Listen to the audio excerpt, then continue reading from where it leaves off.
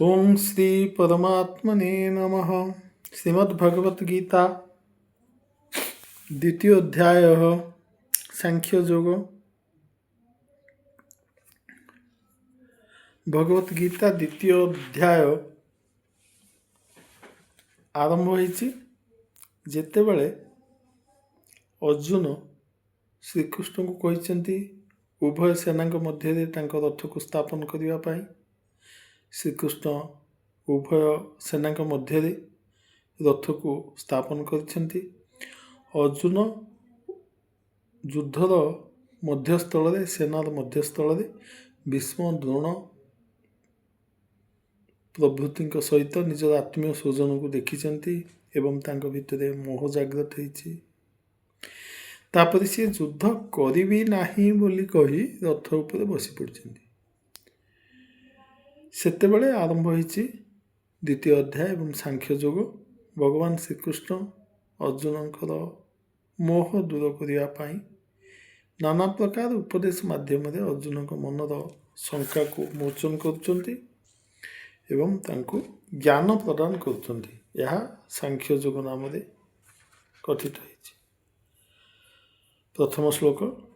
संजय उवाच तं तथा कृपयाविष्टम् अश्रुपूर्णाकुलेक्षणं विषीदन्तमिदं वाक्यम् उवाच मधुसूदनः।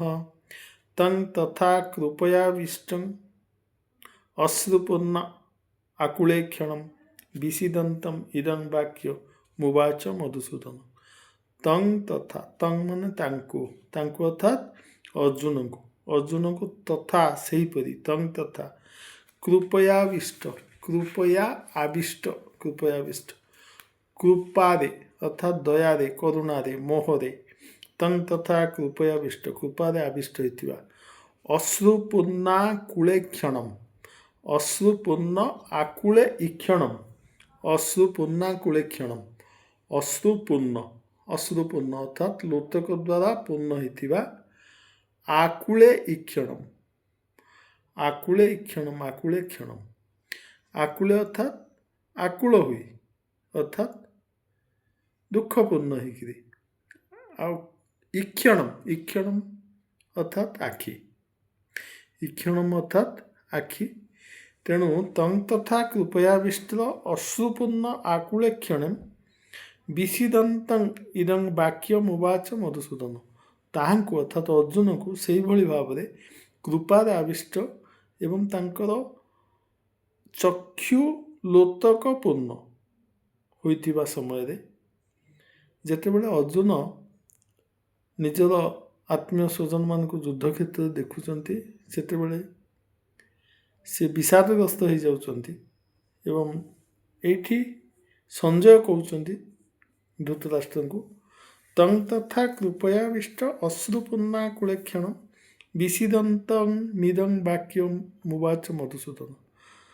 तं अर्थात तं विशेषण होची विषीदंतम माने विषादग्रस्त होइतिबा विषीदंतम तं अर्थात विषादग्रस्त होइतिबा दुखग्रस्त होइतिबा तांको अर्जुन को दुखग्रस्त होइतिबा दुखित होई पड़ितिबा अर्जुन को यही भाव में दुखित हो पड़ता को भली भाव में कृपया आविष्ट कृपारे दयारे विगलित हो अश्रुपूर्ण आकुलेक्षणम अश्रुपूर्ण होई जे आकुल हो जाती एवं दुखित हो जाती आखि लोतक भरी जाइछि आखि लुहरे भरी जाइछि आखि लुहपूर्ण हो जाइतिबा एवं कृपारे विगलित हो जाइतिबा दुखित हो पड़ितिबा तं सेही अर्जुन को इदं वाक्यं उवाच मधुसूदन। यही कथा मधुसूदन अर्थात श्रीकृष्ण कहले अर्थात संजय कहले जी कि दयारे विगलित हो जाइछन्ति एवं विषादग्रस्त हो जाइछन्ति एवं अश्रु बहिकी तांकर आखि अश्रुरे पूर्ण हो जाइछि एवं सही दुखित अर्जुन प्रति मधुसूदन श्रीकृष्ण यही कथा कहले। कौन कहले श्री भगवान उवाच कुतस्त्वा कस्मलमिदं विषमे समुपस्थितम् अनाज्यजुष्टमस्वर्ग्यं मकीर्ति करमर्जुन। कुतस्त्वा कस्मलं इदं विषमे समुपस्थितम् अनाज्यजुष्ट्यं अस्वर्ग्य अकीर्तिकर अर्जुन। कुतस्त्वा कोठी थिला, कुतः त्वा तुमठारे तुम पाखकु केउठु आसिला, कुतः त्वा त्वा माने तुमको, कुतः त्वा माने तुमको, त्वा त्वाम त्वा त्वाम बोले जहा त्वा बोले ताहा, कुतः त्वा कुतः स्त्वा कुतः युक्त त्वा, कुतः माने केउठारु, त्वा बोले तुमको, कस्मल इदं कस्मल कस्मल अर्थात कापुरुषता भीरुता कस्मल, कुतस्त्वा कस्मलं इदम यही कापुरुषता यही भयातुरता यही जो कापुरुषपण जोटा अर्जुन को शोभा पाए ना क्षत्रिय को शोभा पाए ना ताको कहते कुतस्त्वा कुतः केउठारु त्वा अर्थात तुमको इदं कस्मल यही कापुरुषता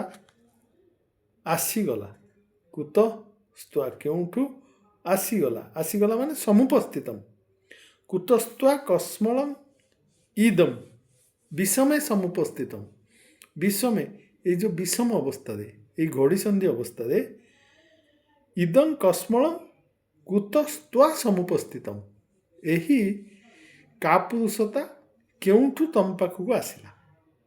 से सीधा प्रथम वाक्य कहते कुतस्त्वा कस्मलमिदं विषमे समुपस्थितम, विषमे अर्थात यही विषम अवस्था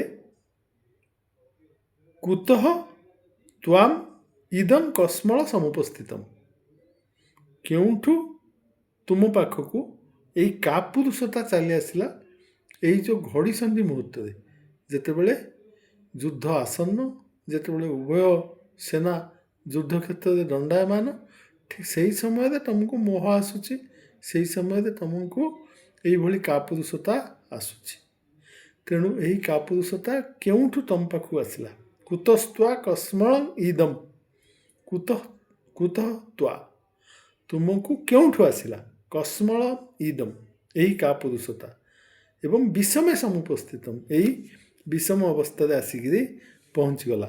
जो कापुरुषता हूँ अनाज्य, अनाज्य मान आज्योचित नुह, तुम हूँ जड़े आज्य, तुम हूँ जड़े क्षत्रिय, तेणु तुमको यह शोभा पाऊ ना। अनाज्य जुष्ट अर्थात अनाज्य जुष्टम माने तुमको यही अनाज्योचित कार्य उपयुक्त हेउना। अस्वर्ग्य अनाज्य जुष्टम अस्वर्ग्य माने यह स्वर्ग प्रदायक नुहे, स्वर्ग प्राप्तिर प्रतिबंधक, अस्वर्ग्यम अकीर्तिकर एवं यह कीर्तिकर मध्य नुहे, जोटा कीर्तिदायक नुहे, जोटा श्रेयस्कर नुहे, जोटा स्वर्ग प्राप्तिर प्रतिबंधक एवं जोटा आज्योचित नुहे, अनाज्यजुष्ट अस्वर्ग्यम अकीर्तिकर कस्मल यही जो कस्मल कापुरुषता कुतस्त्वा एवं विषमे समुपस्थित। हे अर्जुन यही विषम समय कापुरुषता तुमको केउठु प्राप्त है, जहा अनाज्य आज्योचित नुहे, स्वर्ग प्रदायक नुहे बा कीर्तिदायक मध्य नुहे। तापर से तृतीय श्लोक कहते क्लैबं मास्म गमः पार्थो नैतत्वज्युपपद्यते क्षुद्रं हृदय दौर्बल्यं त्यक्तोत्तिष्ठ परं तप। क्लैबं मास्म गमः पार्थ नैतत्वज्युपपद्यते क्षुद्र हृदय दौर्बल्यं त्यक्तोत्तिष्ठ परं तप। क्लैबं मास्म गमः पार्थ, क्लैबं माने क्लीबत्व अर्थात नपुंसकता, मास्म गमः माने जाओ, मा बोले नाही, तुम्हें हे अर्जुन मास्म गमः क्लैब्यम, ये जो क्लीबत्व को तुम्हें प्राप्त हुओ नाही, नपुंसकता को तुम्हें प्राप्त हुओ नहीं। मास्म गमः पार्थ, हे पार्थ, हे अर्जुन, तुम्हें ही क्लैबत्व को प्राप्त हुओ नहीं। न नैतत्वज्युपपद्यते न एतत् त्वयि उपपद्यते। नैतत्वज्युपपद्यते आपको यदि संधि विच्छेद करा जाए, न एतत् त्वयि उपपद्यते, न एतत् एहा नुहे, त्वयि तुम ठारे, उपपद्यते, उपपद्यते अर्थात शोभा पाऊ नाही बा उचित नुहे। नैतत्वज्युपपद्यते न एतत् त्वयि उपपद्यते, त्वयि तुम ठारे, एतत् न उपपद्यते।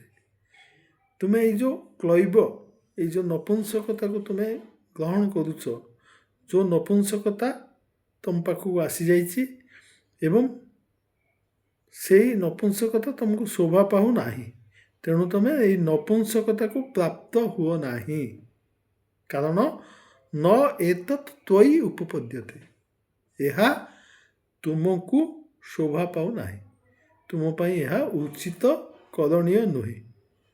श्रीकृष्ण कहते क्षुद्रं हृदय दौर्बल्यम त्यक्तोत्तिष्ठ परं तप।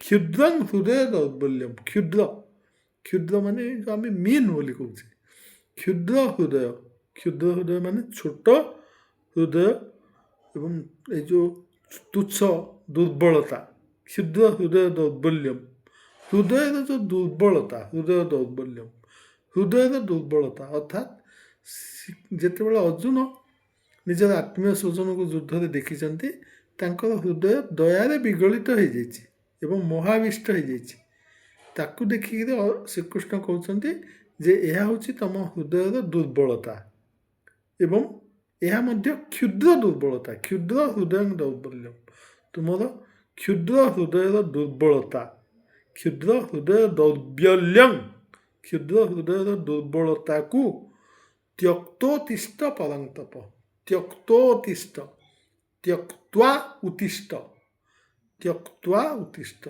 त्यक्त्वा माने त्याग करी, त्यक्त्वा माने त्वाच प्रत्यय, त्वाच प्रत्यय माने त्याग करी, त्यक्त्वा, त्यक्त्वा माने त्याग करी, उत्तिष्ठ, उत्तिष्ठ माने उठी छिड़ा हो।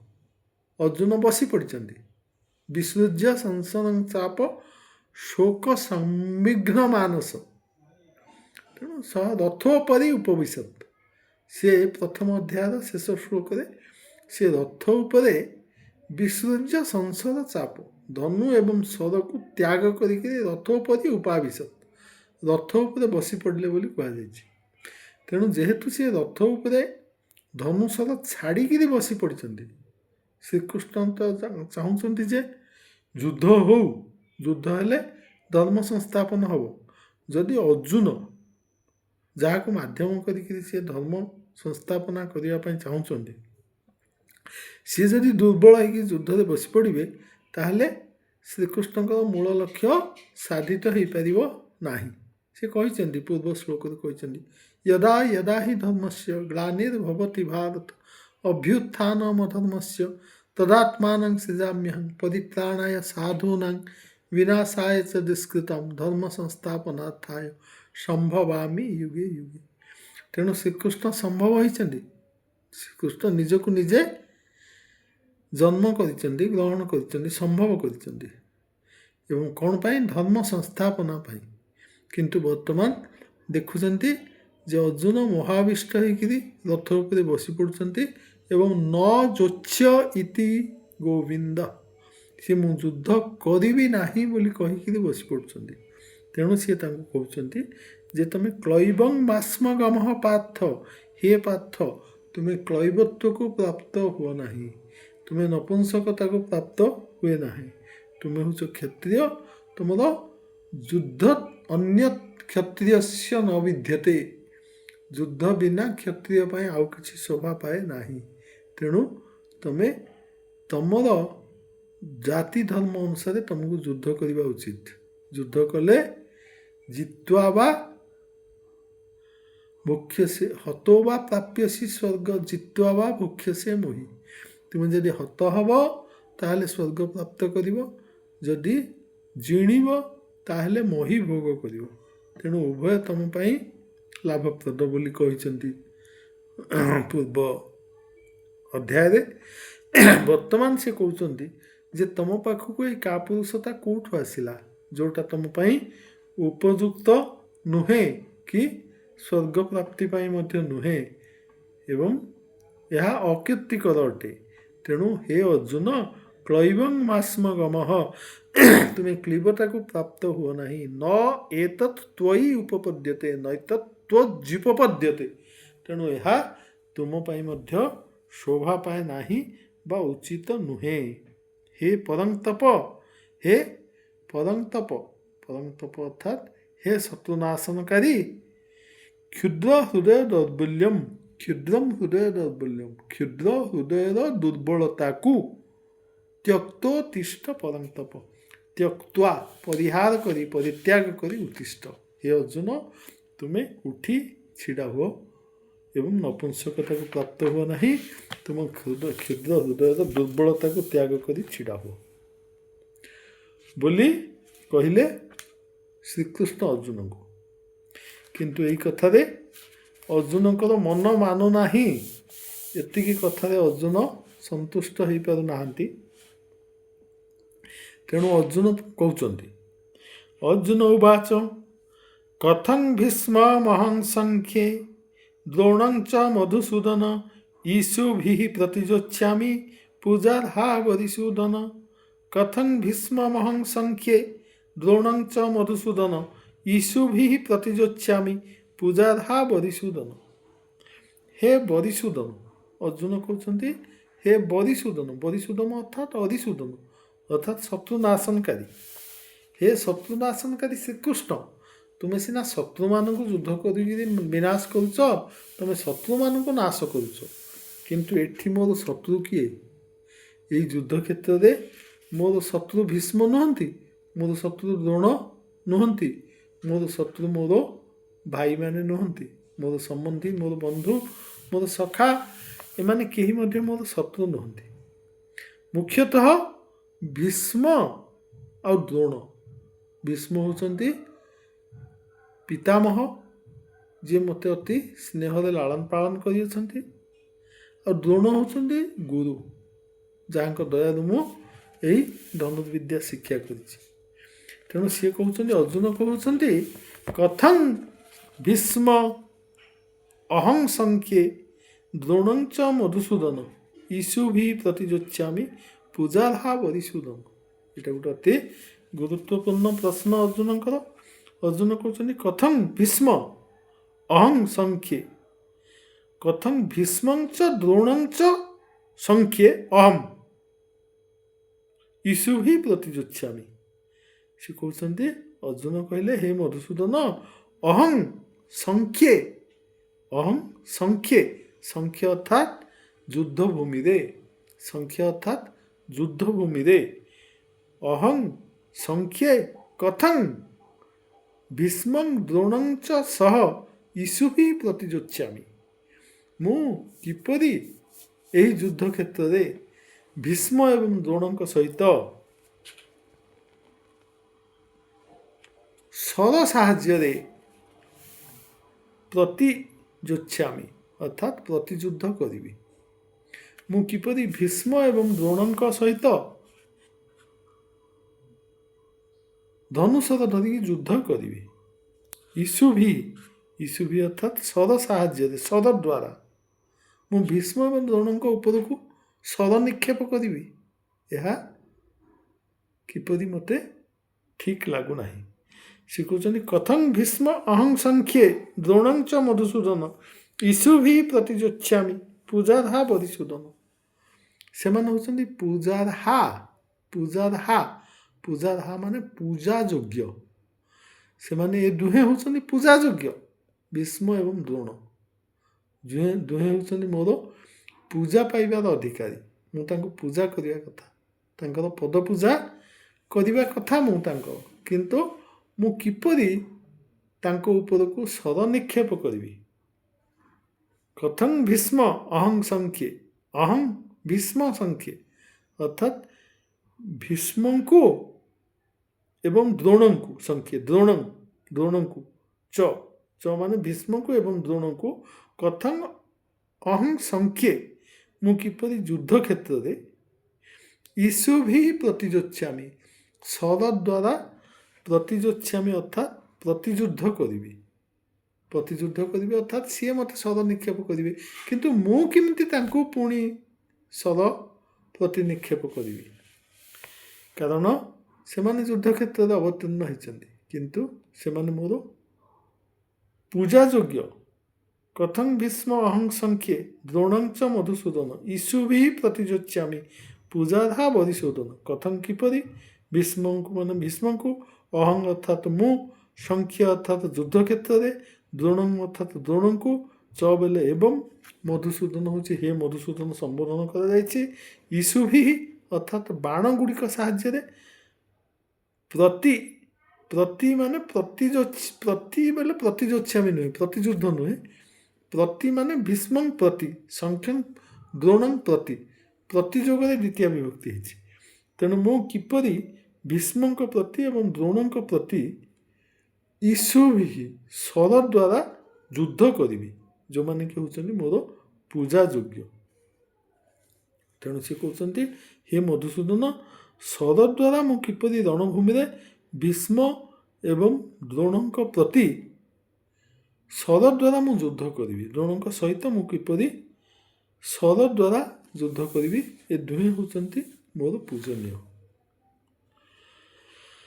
ତାପରେ ସିଏ ଆହୁରି କହୁଛନ୍ତି ଅର୍ଜୁନ ପଞ୍ଚମ ଶ୍ଲୋକରେ, ଗୁରୁ ନହତ୍ୱା ହି ମହାନୁଭାବାନ୍ ଶ୍ରେୟୋ ଭୋକ୍ତୁଂ ଭକ୍ଷ୍ୟଂ ମପିହ ଲୋକେ ହତ୍ୱାର୍ଥ କାମାସ୍ତୁ ଗୁରୁ ନିହୈବ ଭୁଞ୍ଜୀୟ ଭୋଗାନ୍ ରୁଧିର ପ୍ରଦିଗ୍ଧାନ୍। ଗୁରୁ ନହତ୍ୱା हि ମହାନୁଭାବାନ୍ ଶ୍ରେୟୋ ଭୋକ୍ତୁଂ ଭକ୍ଷ୍ୟଂ ଅପିହ ଲୋକେ ହତ୍ୱାର୍ଥ କାମାସ୍ତୁ ଗୁରୁ ନିହୈବ ଭୁଞ୍ଜୀୟ ଭୋଗାନ୍ ରୁଧିର ପ୍ରଦିଗ୍ଧାନ୍। ସେ କହୁଛନ୍ତି ଅର୍ଜୁନ, ଗୁରୁନ୍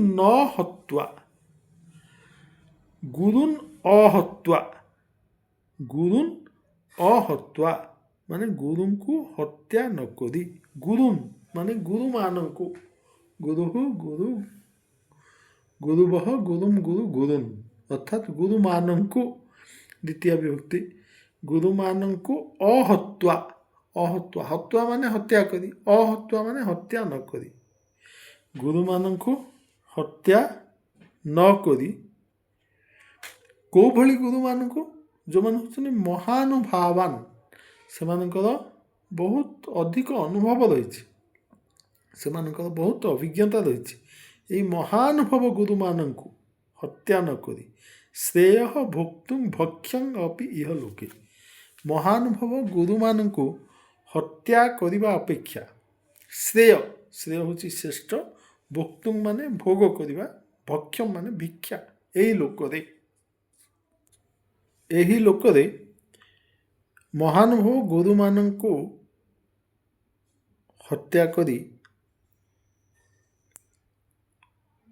ବା ହତ୍ୟା କରିବା ଅପେକ୍ଷା ଭିକ୍ଷା ଲବ୍ଧ ଦ୍ରବ୍ୟ ଭୋଗ କରିବା ଶ୍ରେୟସ୍କର ଅଟେ। ତାପରେ ସେ କହୁଛନ୍ତି ହତ୍ୱାର୍ଥ କାମାନ୍ସ୍ତୁ ଗୁରୁ ନିହୈବ ଭୁଞ୍ଜୀୟ ଭୋଗାନ୍ ରୁଧିର ପ୍ରଦିଗ୍ଧାନ୍। ହତ୍ୱା ଅର୍ଥ କାମାନ୍ ମାନେ ଅର୍ଥକାମୀ, ଅର୍ଥ କାମନା ପ୍ରଧାନ, ଭୋଗାନ୍ ଗୁରୁନ୍ ହତ୍ୱା ଅର୍ଥାତ୍ ଗୁରୁମାନଙ୍କୁ ହତ୍ୟା କରି, ଗୁରୁନ୍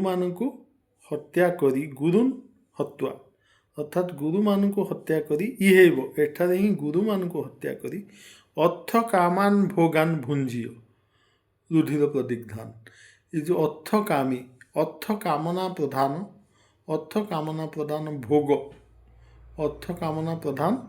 ଭୋଗ ଗୁଡ଼ିକୁ ଭୋଗ କରିବା ହିଁ ଶ୍ରେୟସ୍କର ହେବ, କିନ୍ତୁ ସେହି ଭୋଗ ରକ୍ତରଞ୍ଜିତ ଭୋଗ ଅଟେ। ଗୁରୁ ନହତ୍ୱା ହିଁ ମହାନୁଭାବାନ। ମହାନୁଭାବାନ ଗୁରୁ ଅହତ୍ୱା। ମହାନୁଭବ ଗୁରୁମାନଙ୍କୁ ହତ୍ୟା ନ କରି ଶ୍ରେୟସ୍କର ହେଉଛି ଭକ୍ଷ୍ୟଂ ଭୋକ୍ତୁମ, ଭିକ୍ଷାକୁ ଖାଇବା, ଭିକ୍ଷା କରି ଖାଇବା ଶ୍ରେୟସ୍କର ଅପି ମଧ୍ୟ ଇହ ଲୋକେ। ଏହି ଲୋକରେ ଗୁରୁଜନମାନଙ୍କୁ, ମହାନୁଭବ ଗୁରୁଜନମାନଙ୍କୁ ନ ମାରି ଭିକ୍ଷାନ୍ନ ଭକ୍ଷଣ କରିବା ଶ୍ରେଷ୍ଠ ଅଟେ। କାରଣ କ'ଣ? ହତ୍ୱା ଅର୍ଥ କାମାସ୍ତୁ, ହତ୍ୱା ଅର୍ଥ କାମାନ୍ତୁ, ଅର୍ଥାତ୍ ନିଶ୍ଚିତ ଭାବରେ ହତ୍ୱାର୍ଥ କାମାସ୍ତୁ ଗୁରୁନ୍ ଇହେବ, ଅର୍ଥାତ୍ ଗୁରୁମାନଙ୍କୁ ଏଠାରେ ହତ୍ୟା କରି ଅର୍ଥ କାମନା ପ୍ରଧାନ ଭୋଗାନ୍ ଭୁଞ୍ଜିୟ, ଅର୍ଥ କାମନା ପ୍ରଧାନ ଭୋଗ ଗୁଡ଼ିକୁ ଉପଭୋଗ କରିବାକୁ ହେବ, ଯାହା ରୁଧିର ପ୍ରଦିଗ୍ଧାନ, ରକ୍ତରଞ୍ଜିତ ଏବଂ କାମନା ପ୍ରଧାନ ଭୋଗ ଗୁଡ଼ିକୁ ଭୋଜନ କରିବାକୁ ହେବ ବା ଭୋଗ କରିବାକୁ ପଡ଼ିବ। ଗୁରୁଙ୍କୁ ହତ୍ୟା କଲେ ଯେଉଁ ଅର୍ଥ କାମନା ବିଶିଷ୍ଟ ରକ୍ତରଞ୍ଜିତ ଭୋଗ ପ୍ରାପ୍ତ ହେବ, ତାକୁ ଆମେ ଭୋଗ କରିବାକୁ ପଡ଼ିବ। କିନ୍ତୁ ତା ଅପେକ୍ଷା ଏହି ମହାନୁଭବ ଗୁରୁମାନଙ୍କୁ ନ ମାରି ଭିକ୍ଷା ଗ୍ରହଣ କରି ଜୀବିକା ନିର୍ବାହ କରିବା ଶ୍ରେୟସ୍କର ଅଟେ। ତାପରେ 6 ନମ୍ବର ଶ୍ଲୋକରେ କହୁଛନ୍ତି, ନ ଚୈତତ୍ ବିଦ୍ମଃ କତରନ୍ନ ଗରିୟୋ ଯଦ୍ବା ଜୟେମ ଯଦି ବା ନ ଜୟେୟୁଃ ଜାନେବ ହତ୍ୱା ନ ଜିଜୀବିଷାମଃ ତେବ ସ୍ଥିତାଃ ପ୍ରମୁଖେ ଧାର୍ତ୍ତରାଷ୍ଟ୍ରାଃ। ନ ଚୈତତ୍ ବିଦ୍ମଃ କତରନ୍ନ ଗରିୟୋ ଯଦ୍ବା ଜୟେମ ଯଦି ବା ନ ଜୟେୟୁଃ ଜାନେବ ହତ୍ୱା ନ ଜିଜୀବିଷାମଃ ତେବ ସ୍ଥିତାଃ ପ୍ରମୁଖେ ଧାର୍ତ୍ତରାଷ୍ଟ୍ରାଃ। न च एतत् विद्मः, न चैतद् विद्मः, न च एतत् विद्मः कतरन्नो गरियो, कतरत् न गरियो यद्वा जयेम यदि वा न जयेयुः जानेव हत्वा न जिजीविषामः तेव स्थिता प्रमुखे धार्तराष्ट्राः। न च एतत् विद्मः, न बेले नहीं, च बेले एवं, एतत् बेले एहा, विद्मः बेले जଣା नहीं। न च एतत् विद्मः, ଏହା ମଧ୍ୟ ଆମକୁ ଜଣା ନାହିଁ। ନ ଚ ଏତତ୍ ବିଦ୍ମଃ, ଆମେ ଏକଥା ଜାଣି ନାହୁଁ। କତରନ୍ନ ଗରିୟୋ, କତରତ୍ ନଃ ଗରିୟୋ, କତରତ୍ ନ ଗରିୟୋ, କତରତ୍ ମାନେ ଦୁଇଟି ମଧ୍ୟରୁ କେଉଁଟି, ଗରିୟ ହେଉଛି ଶ୍ରେଷ୍ଠ। ନହ ମାନେ ଆମମାନଙ୍କ ପାଇଁ। ନ ଏତତ୍ ବିଦ୍ମଃ, ଆମେ ଏକଥା ଜାଣିନାହୁଁ। କତରତ୍ ନଃ ଗରିୟୋ, ଅର୍ଥାତ୍ କତରତ୍ ମାନେ ଏ ଦୁଇଟି ଭିତରୁ କେଉଁଟା ଆମ୍ଭମାନଙ୍କ ପାଇଁ, ନଃ ଗରିୟୋ ଆମ୍ଭମାନଙ୍କ ପାଇଁ ଶ୍ରେୟସ୍କର।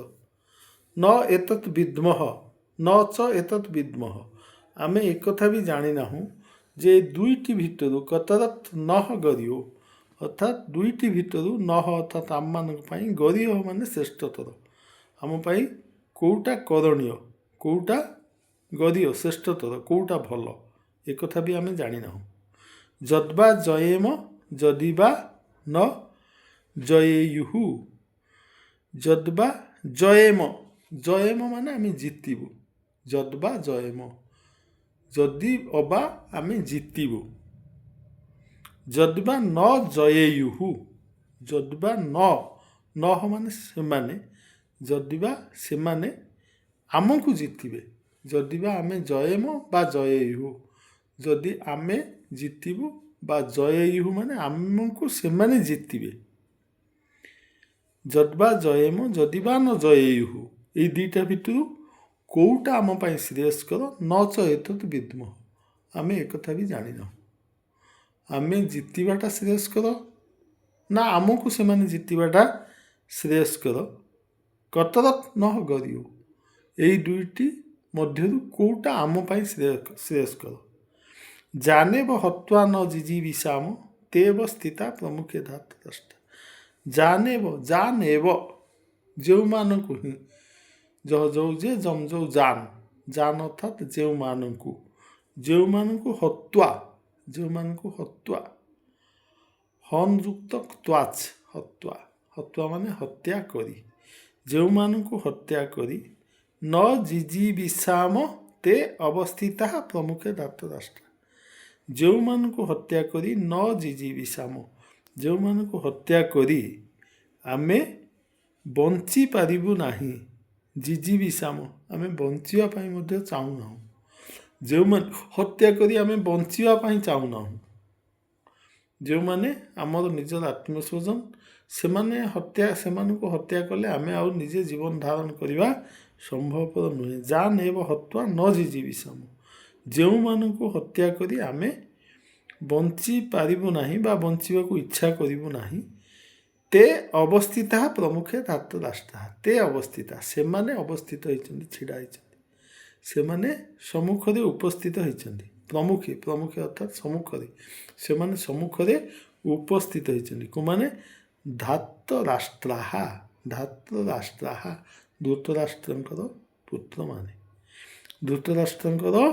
पुत्र माने धृतराष्ट्रंकर आत्मीय माने से माने आम सम्मुखरे दंडायमान होती युद्ध करने किंतु से होती आमर परम आत्मीय एवं स्वजन से जो मान को हत्या अर्थात से हत्या करी आमे बंचापी चाहूना तेणु आमे जयलाभ करने श्रेयस्कर ना से जयलाभ करने श्रेयस्कर एक आमको जना ना न चैतत् विद्म कतरन्न गरियो जद्वा जयेम जदिवा न जयेयुः जानेव हत्वा न जिजीविषाम तेव स्थिता प्रमुखे धात राष्ट्रा आमको यह भी जना नहीं जे आम पाई युद्ध करिबा और न करिबा ए दुईटी मध्य केउंटी अत्यंत श्रेष्ठ आमे सेमानकु जितिबु ना सेमाने आमको जितिबे जो मान को मारी आमे बंचापी चाहूना से ही धृतराष्ट्रंकर पुत्र माने आम सम्मुखरे युद्धपाई छिड़ा ही अछंती कार्पण्य दोषोपहत स्वभाव पृच्छामि त्वां धर्म समूढ़ चेताः जश्रेयस्यान्निश्चितं ब्रूहि तन्मे शिष्यस्तेऽहं साधिमात्वं प्रपन्नम् कार्पण्य दोषोपहत स्वभावः पृच्छामि त्वां धर्म समूढ़ चेताः जश्रेयः स्यात् निश्चितं ब्रूहि तन्मे शिष्यस्तेऽहं साधिमात्वं प्रपन्नम् कार्पण्य दोषोपहत स्वभाव कार्पण्य दोष अर्थात कृपणता रूपक दोष अर्थात एटी सी युद्ध करने कृपणता प्रदर्शन कर सी युद्ध करी ना कहते भीरुता रूपक दोष एठारे कार्पण्य दोष अपहत स्वभाव अर्थात भीरुता दोष द्वारा अपहत माने दोष द्वारा ढांकी जाइथिबा भीरुता दोष द्वारा एवं क्लैवत्व द्वारा कापुरुषता रूपक दोष द्वारा से घोड़ी जाइछन्ति कार्पण्य दोष अपहत स्वभाव कार्पण्य दोष अपहत स्वभाव कार्पण्य दोष द्वारा मु अपहत हो जाइछि मोर स्वभाव पृच्छामि पचारुछि पृच्छामि त्वाम धर्म समूढ़ चेत पृच्छामि त्वाम माने तुमको हे श्रीकृष्ण तुमको मु पचारुछि मु किए जे कि धर्म समूढ़ चेता धर्म कौन अधर्म कौन मु जानीपारू नाही मूढ़ चेता मोहाविष्ट हो जाइछि मोहित हो जाइछि ତେଣୁ ମୁଁ ଧର୍ମ ବିଷୟରେ ଯିଏ ମୂଢ଼ ଚେତା ସେଇ ମୁଁ ଅର୍ଜୁନ କହୁଛନ୍ତି। ଏବଂ ମୁଁ କାର୍ପଣ୍ୟ ଦୋଷ ଅପହତ ସ୍ୱଭାବ କୃପଣତା ରୂପକ ଦୋଷ ବା କାପୁରୁଷତା ରୂପକ ଦୋଷ ଦ୍ୱାରା ମୁଁ ଜଡ଼ିତ ହୋଇଯାଇଛି, ଅପହତ ହୋଇଯାଇଛି। କାର୍ପଣ୍ୟ ଦୋଷ ଅପହତ ସ୍ୱଭାବ ଧର୍ମ ସମୂଢ଼ ଚେତା, ମୁଁ ଧର୍ମ ବିଷୟରେ ମୋର ଅନ୍ତଃକରଣ ମୋହିତ ହୋଇଯାଇଛି, ମୂଢ଼ ଚେତା ହୋଇଯାଇଛି। ଏବଂ ପୃଚ୍ଛାମି ତ୍ୱାମ୍, ତମକୁ ମୁଁ ପଚାରୁଛି ହେ ଶ୍ରୀକୃଷ୍ଣ, ମୁଁ ତମକୁ ପଚାରୁଛି ମୋର ଯେଉଁ କାପୁରୁଷତା ବା ଭୀରୁତା ରୂପକ ଦୋଷ ଦ୍ୱାରା ମୁଁ ଜଡ଼ିତ ହୋଇଯାଇଛି ଏବଂ ମୁଁ ଧର୍ମ ବିଷୟରେ ମଧ୍ୟ ସନ୍ଦିହାନ ହୋଇଯାଇଛି। ତେଣୁ ମୁଁ ପୃଚ୍ଛାମି ତ୍ୱାମ୍, ତୁମକୁ ମୁଁ ପଚାରୁଛି। ଯତ୍ଶ୍ରେୟ ଯତ୍ଶ୍ରେୟ ଯତ୍ଶ୍ରେୟ ସନ୍ଧି ବିଚ୍ଛେଦ କଲେ ଯତ୍ ଶ୍ରେୟ ଯତ୍ଶ୍ରେୟ ଯତ୍ ଯାହା ଶ୍ରେୟ, ଶ୍ରେୟ ଅର୍ଥାତ୍ ଯାହା ଶ୍ରେୟସ୍କର, ଯାହା ଶ୍ରେୟସ୍କର। କାରଣ ଶ୍ରେୟ ଶ୍ରେୟ ଅର୍ଥାତ୍ ଯେଉଁଟା କରଣୀୟ। ଦୁଇଟା ଜିନିଷ ଅଛି, ଶ୍ରେୟ ଏବଂ ପ୍ରେୟ। ପ୍ରେୟ ଅର୍ଥାତ୍ ଯେଉଁଟା ଆମକୁ ଭଲ ଲାଗିବ, ଶ୍ରେୟ ଅର୍ଥାତ୍ ଯେଉଁଟା କରଣୀୟ, ଯେଉଁଟା ଉଚିତ କାର୍ଯ୍ୟ, ତାକୁ କୁହାଯାଏ ଶ୍ରେୟ। ଯାହା ଆମକୁ ଭଲ ଲାଗେ ତାକୁ କୁହାଯାଏ ପ୍ରେୟ। ହେଲେ ଅର୍ଜୁନ ମଧ୍ୟ ଏଠି କହୁଛନ୍ତି ଯତ୍ ଶ୍ରେୟ, ଯାହା ଶ୍ରେୟ ଅର୍ଥାତ୍ ଯାହା କରଣୀୟ, ଯାହା ଜଗତ ପାଇଁ ମଙ୍ଗଳକର, ତାହା ହେଉଛି ଶ୍ରେୟ। ତେଣୁ ମୁଁ ତ କାର୍ପଣ୍ୟ ଦୋଷ ଦ୍ୱାରା ଅପହତ ହୋଇଯାଇଛି ଏବଂ ଧର୍ମ ସମୂଢ଼ ଚେତା ମୁଁ ତ୍ୱାଂ ପୃଚ୍ଛାମି, ତୁମକୁ ମୁଁ ପଚାରୁଛି। ଯତ୍ ଶ୍ରେୟ, ଯାହା ଶ୍ରେୟସ୍କର ସ୍ୟାତ୍, ଯାହା ଯତ୍ ଶ୍ରେୟ ସ୍ୟାତ୍ ନିଶ୍ଚିତ, ଯେଉଁଟା ଶ୍ରେୟସ୍କର ସ୍ୟାତ୍ ନିଶ୍ଚିତ। ସ୍ୟାତ୍ ମାନେ ଅଟେ ବା ହୋଇପାରେ। ଯତ୍ ଶ୍ରେୟ ସ୍ୟାତ୍ ନିଶ୍ଚିତ, ଯେଉଁଟା ନିଶ୍ଚିତ ରୂପରେ ଶ୍ରେୟସ୍କର ହୋଇପାରିବ, ଯାହା ନିଶ୍ଚିତ ଭାବରେ ଶ୍ରେୟସ୍କର କାର୍ଯ୍ୟ ହୁଏ। ଯତ୍ ଶ୍ରେୟ ସ୍ୟାତ୍ ନିଶ୍ଚିତ ବ୍ରୂହି ତନ୍ମେ, ତେଣୁ ଯେଉଁଟା ନିଶ୍ଚିତ ରୂପରେ କଲ୍ୟାଣକାରକ, ଶ୍ରେୟସ୍କର। ବ୍ରୂହି ତନ୍ମେ, ବ୍ରୂହି ମାନେ କୁହନ୍ତୁ, ତନ୍ମେ ତତ୍ ମେ, ତନ୍ମେ ତତ୍ ବୋଲେ ତାହା, ମେ ବୋଲେ ମୋତେ। ତେଣୁ ତାହା ମୋତେ କୁହନ୍ତୁ, ଯେଉଁଟା ନିଶ୍ଚିତ ଭାବରେ ଶ୍ରେୟସ୍କର କାର୍ଯ୍ୟ ଅଟେ। ଯତ୍ ଶ୍ରେୟ ସ୍ୟାତ୍ ନିଶ୍ଚିତ ବ୍ରୂହି ତନ୍ମେ, ତେଣୁ ମୋତେ ତୁମେ ବ୍ରୂହି, ତତ୍ ମେ ବ୍ରୂହି। ଶିଷ୍ୟସ୍ତେହଂ ସାଧି ମାଂ ତ୍ୱାଂ ପ୍ରପନ୍ନମ୍। ଶିଷ୍ୟସ୍ତେହଂ, ଶିଷ୍ୟ ତେ ଅହଂ, ତେ ମାନେ ତୁମର, ଅହଂ ବୋଲେ ମୁଁ, ଶିଷ୍ୟ ବୋଲେ ଶିଷ୍ୟ। ମୁଁ ତୁମର ଶିଷ୍ୟ, ମୁଁ ତୁମର ଶିଷ୍ୟ। ମାଂ ତ୍ୱାଂ ପ୍ରପନ୍ନମ୍ ସାଧି, ମାଂ ତ୍ୱାଂ ପ୍ରପନ୍ନମ୍, ତ୍ୱାଂ ପ୍ରପନ୍ନମ୍, ତ୍ୱାଂ ମାନେ ତୁମକୁ, ତ୍ୱାଂ ମାନେ ତୁମକୁ, ପ୍ରପନ୍ନମ୍, ପ୍ରପନ୍ନମ୍ ବୋଲି ହେଉଛି ଶରଣ ଯାଇଛି। ପ୍ରପନ୍ନ ମାନେ ଶରଣ ଯାଇଛି। ତୁମ ପାଖରେ ମୁଁ ଶରଣ ପଶୁଛି, ତମ ପାଖରେ ମୁଁ ଶରଣ ପଶୁଛି। ଶିଷ୍ୟ ତେ ଅହଂ, ମୁଁ ହେଉଛି ତମର ଶିଷ୍ୟ, ମୁଁ ତୁମଠାରେ ଶରଣ ପଶୁଅଛି। ଯତ୍ ଶ୍ରେୟ ସ୍ୟାତ୍ ନିଶ୍ଚିତ ବ୍ରୂହି ତନ୍ମେ, ଯାହା ଶ୍ରେୟସ୍କର ତାହା ତୁମେ ମୋତେ ନିଶ୍ଚିତ ଭାବରେ ବ୍ରୂହି, କହନ୍ତୁ। ଅହଂ ତବ ଶିଷ୍ୟ ତ୍ୱାଂ ପ୍ରପନ୍ନ, ତୁମଠାରେ ମୁଁ ଶରଣାଗତ। ମାଂ ସାଧି, ମୋତେ ଶିକ୍ଷା ଦିଅନ୍ତୁ, ସାଧି ଅର୍ଥାତ୍ ଶିକ୍ଷା ଦିଅନ୍ତୁ। ହେ ଶ୍ରୀକୃଷ୍ଣ, ମୁଁ ତମର ଶିଷ୍ୟ। ସେ ପ୍ରଥମ ଥର ପାଇଁ କହୁଛନ୍ତି ଯେ ମୁଁ ତମର ହେଉଛି ଶିଷ୍ୟ, ମୁଁ ତମର ଶିଷ୍ୟ ଏବଂ ମୁଁ ତୁମର ଶରଣାଗତ। ଏବଂ ଯାହା ନିଶ୍ଚିତ ଭାବରେ କଲ୍ୟାଣକର, ଯାହା ନିଶ୍ଚିତ ଭାବରେ ଶ୍ରେୟ, ତାହା ମୋତେ କୁହ ଏବଂ ଶିକ୍ଷା ଦିଅ, ଯେହେତୁ ମୁଁ ତୁମର ଶିଷ୍ୟ ଆଉ ମୋ कार्पण्य दोष द्वारा अपहत स्वभाव एवं धर्म समूढ़ चिता धर्म विषय संध्यान तेणु मु तुमर शरणापन्न होइछि तुम शिष्य रूप से तुम शरणापन्न होइछि जहाँ निश्चित रूप से श्रेयस्कर ताहा मते शिक्षा दियंतु। कार्पण्य दोष अपहत स्वभाव पृच्छामि त्वं धर्म समूढ़ चेता जश्रेय स्यात् निश्चितं ब्रूहि तन्मे शिष्यस्तेऽहं साधि मा त्वं प्रपन्नम्।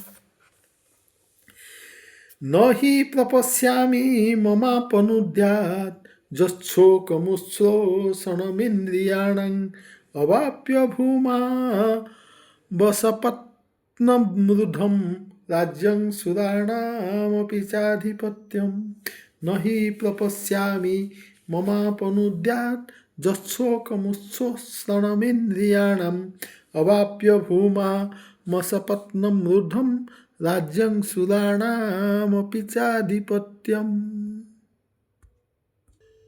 न हि प्रपश्यामि हि बोले हूँ कारण न प्रपश्यामि कारण न प्रपश्यामि मु देखिपारु नाही मु देखिपारु नाही ममापनुद्यात् मम अपनुद्यात् मम माने मोर अपनुद्यात् माने दूर हेबार मम अपनुद्यात् जच्छोक मुच्छ्रोषणमिन्द्रियाण जत्शोक जच्छोक जो शोक और उच्छ्रोषण इंद्रियाणम इंद्रियाणम इंद्रिय मानकर उच्छ्रोषणम इंद्रिय मानक शुष्क करूथिबा जो शोक इंद्रिय मानक सुखई रोउथला भलिया जो शोक मोर अछि से शोकर मम अनुपद्यात से मोर शोक गुड़ी को अपनुद्यात अपनुद्यात माने दूर हेबार संभावना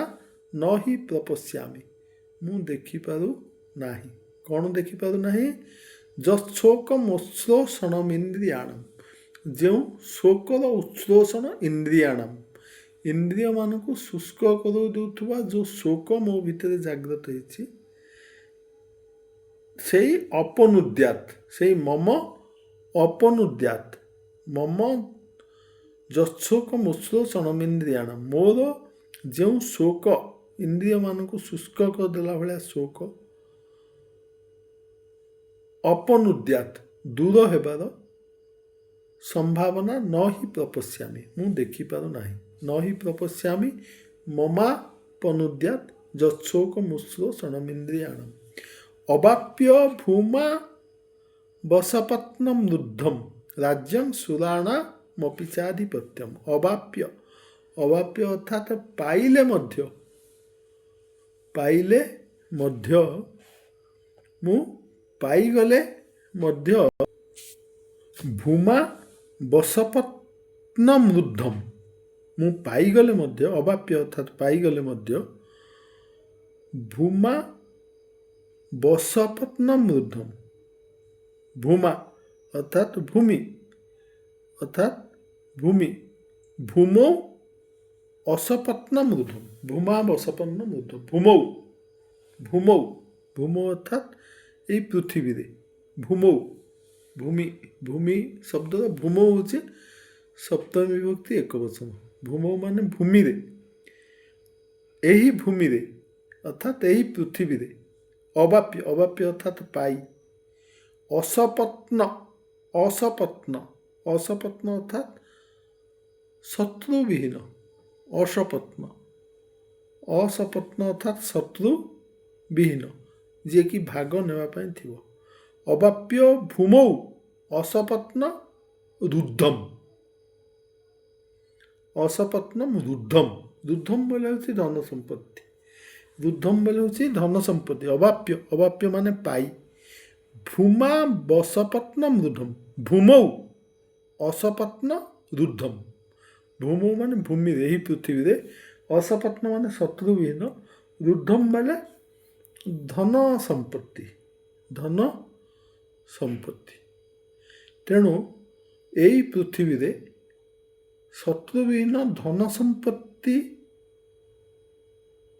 বা অসপত্ন রুদ্ধম, রুদ্ধম বলে সমৃদ্ধ বিভব ধন সম্পত্তিপূর্ণ সমৃদ্ধ রাজ্যম, অর্থাৎ এই পৃথিবীরে শত্রুবিহীন নিষ্কণ্টক ସମୃଦ୍ଧ ରାଜ୍ୟ ପାଇଲେ ମଧ୍ୟ ବା ସୁରାଣା ମପି ଚାଧିପତ୍ୟମ୍, ସୁରାଣାମ, ସୁରାଣାମ ମାନେ ଦେବତାମାନଙ୍କର ଅପି ଆଧିପତ୍ୟମ୍, ଦେବତାମାନଙ୍କର ଆଧିପତ୍ୟକୁ ମଧ୍ୟ ପାଇଲେ ମଧ୍ୟ, ଅର୍ଥାତ୍ ସ୍ୱର୍ଗଟା ମିଳିଗଲେ ମଧ୍ୟ।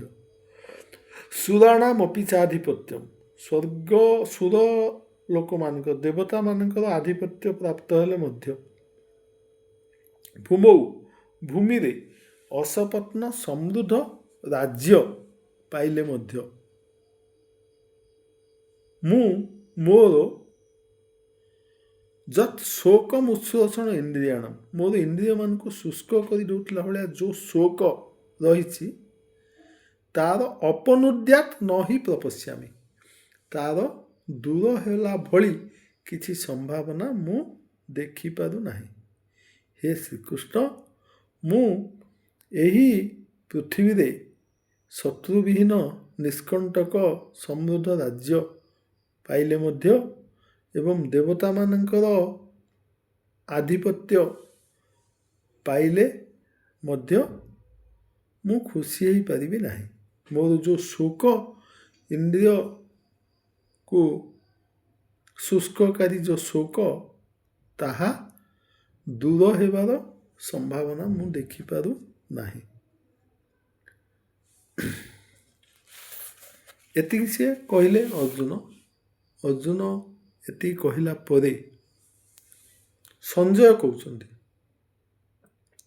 ସଞ୍ଜୟ ଧୃତରାଷ୍ଟ୍ର କହୁଛନ୍ତି, ଏବ ମୁକ୍ତ୍ୱା ଋଷିକେଶଂ ଗୂଢ଼ାକେଶଃ ପରଂ ତପ ନ ଯୋଚ୍ୟ ଇତି ଗୋବିନ୍ଦ ମୁକ୍ତ୍ୱା ତୁଷ୍ଟିଂ ବଭୂବଃ। ଏବ ମୁକ୍ତ୍ୱା ଋଷିକେଶଂ ଗୂଢ଼ାକେଶଃ ପରଂ ତପ ନ ଯୋଚ୍ୟ ଇତି ଗୋବିନ୍ଦ ମୁକ୍ତ୍ୱା ତୁଷ୍ଟି ବଭୂବଃ। ସହଜ ଏ ଶ୍ଲୋକଟା।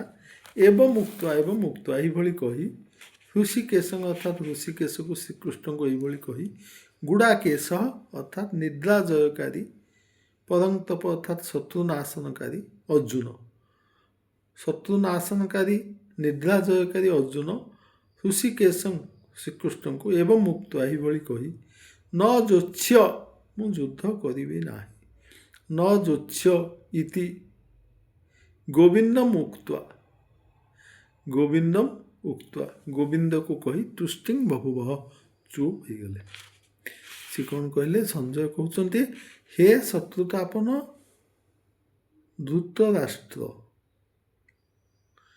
ହେ ଶତ୍ରୁତାପନ, ଓହୋ ପରଂ ତପ ବୋଲିକି ଯେଉଁ କୁହାଯାଇଛି ସେଇଟା ପରଂ ତପ ସଞ୍ଜୟ ସମ୍ବୋଧନ କରୁଛନ୍ତି, ସଞ୍ଜୟ ସମ୍ବୋଧନ କରୁଛନ୍ତି ଧୃତରାଷ୍ଟ୍ରକୁ ପରଂ ତପ ବୋଲିକିରି। ପରଂ ତପ ଅର୍ଥାତ୍ ଶତ୍ରୁନାଶନକାରୀ। ଧୃତରାଷ୍ଟ୍ର ମଧ୍ୟ ବହୁତ ବୀର, ତେଣୁ ସିଏ ମଧ୍ୟ ଶତ୍ରୁନାଶନକାରୀ। ହେ ଶତ୍ରୁନାଶନକାରୀ ପରଂ ତପ ଋଷିକେଶଙ୍କୁ ଗୁଡ଼ାକେଶ ଏହିଭଳି କହି ନିଦ୍ରାଜୟୀ ଅର୍ଜୁନ ଭଗବାନ ଶ୍ରୀକୃଷ୍ଣଙ୍କୁ ଏହିଭଳି କହି ମୁଁ ଯୁଦ୍ଧ କରିବି ନାହିଁ ବୋଲି କହି ଚୁପ୍ ହେଇଗଲେ। ଏବଂ ମୁକ୍ତ୍ୱା ଋଷିକେଶଂ ଗୁଡ଼ାକେଶଃ ପରଂ ତପ ନ ଯୋଚ୍ୟ ଇତି ଗୋବିନ୍ଦଂ ଉକ୍ତ୍ୱା ତୁଷ୍ଟି ବଭୂବଃ। ମୁଁ ଯୁଦ୍ଧ କରିବି ନାହିଁ ବୋଲି ସ୍ପଷ୍ଟ ରୂପେ ଶ୍ରୀକୃଷ୍ଣଙ୍କୁ କହି ଅର୍ଜୁନ ଚୁପ୍ ହୋଇଗଲେ।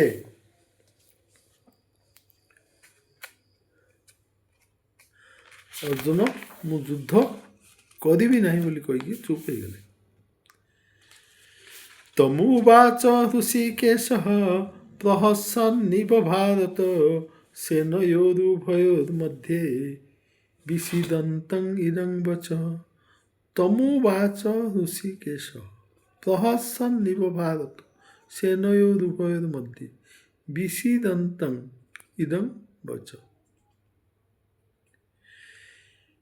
ତମୁବାଚ, ତଂ ଉବାଚ, ତଂ ଉବାଚ ମାନେ ତାଙ୍କୁ କହିଲେ, ତାଙ୍କୁ କହିଲେ, ଏଇଟା ଇଏ ହିଁ କହୁଛନ୍ତି, ସଞ୍ଜୟ ହିଁ କହୁଛନ୍ତି। ସଞ୍ଜୟ ଉବାଚ ଭିତରେ ହିଁ ଅଛି। ସେ କହୁଛନ୍ତି ତମ୍ ଉବାଚ, ତାଙ୍କୁ କହିଲେ ଋଷିକେଶ, ଋଷିକେଶ ତାଙ୍କୁ କହିଲେ, ତାଙ୍କୁ ଅର୍ଥାତ୍ ଅର୍ଜୁନଙ୍କୁ କହିଲେ। କେମିତି କହିଲେ? ପ୍ରହସନିବ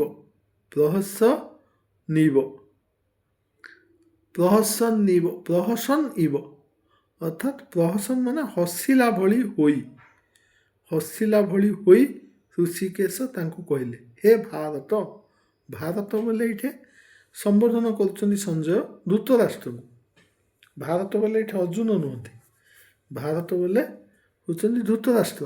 କାରଣ ଧୃତରାଷ୍ଟ୍ର ମଧ୍ୟ ଭାରତ, ଅର୍ଜୁନ ମଧ୍ୟ ଭାରତ। କାହିଁକି? ସେମାନେ ହେଉଛନ୍ତି ଭରତ ବଂଶଜ। ଶକୁନ୍ତଳା ଏବଂ ଦୁଷ୍ମନ୍ତଙ୍କର ବିବାହରେ ଯେଉଁ ସନ୍ତାନ ଜନ୍ମ ହୋଇଥିଲା ସେ ହେଉଛି ପରମ ଶକ୍ତିଶାଳୀ ଭରତ, ଯାହାର ନାମ ଅନୁସାରେ ଭାରତବର୍ଷ ହେଇଛି। ସେଇ ଭରତଙ୍କର ବଂଶଜ ହେଉଛନ୍ତି ଧୃତରାଷ୍ଟ୍ର ଏବଂ ଅର୍ଜୁନ ଉଭୟ। ତେଣୁ ସିଏ ଏଠାରେ ସଞ୍ଜୟ ଭାରତ ବୋଲି ସମ୍ବୋଧନ କରୁଛନ୍ତି ଧୃତରାଷ୍ଟ୍ରଙ୍କୁ, ହେ ଭାରତ। ତଂ ଉବାଚ ଋଷିକେଶ ପ୍ରହସନିବ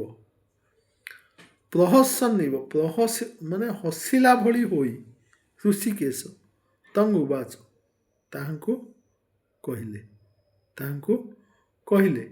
କାହାକୁ କହିଲେ? ଯିଏକି ସେନୟୋର ଉଭୟ ମଧ୍ୟରେ ବିଷିଦନ୍ତଂ, ଯିଏ ଉଭୟ ସେନାଙ୍କ ମଧ୍ୟରେ ଉପସ୍ଥିତ ଥାଇ ଉଭୟ ସେନାଙ୍କ ମଧ୍ୟରେ ବିଷିଦନ୍ତଂ ତଂ ଉବାଚ।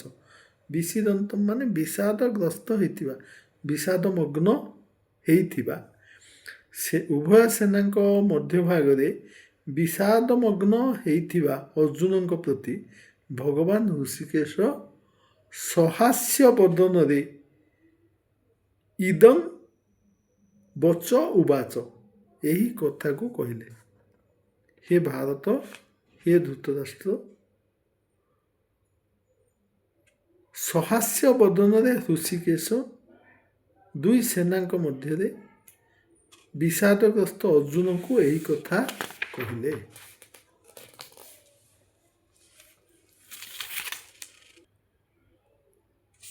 ଆଜି ପାଇଁ এই 10ଗୋଟି ଶ୍ଲୋକ ଆମେ ଆଲୋଚନା କଲେ। ପରବର୍ତ୍ତୀ ଶ୍ରେଣୀରେ ଆମେ ଅନ୍ୟ ଶ୍ଲୋକ ଗୁଡ଼ିକୁ ଆଲୋଚନା କରିବା। ଧନ୍ୟବାଦ।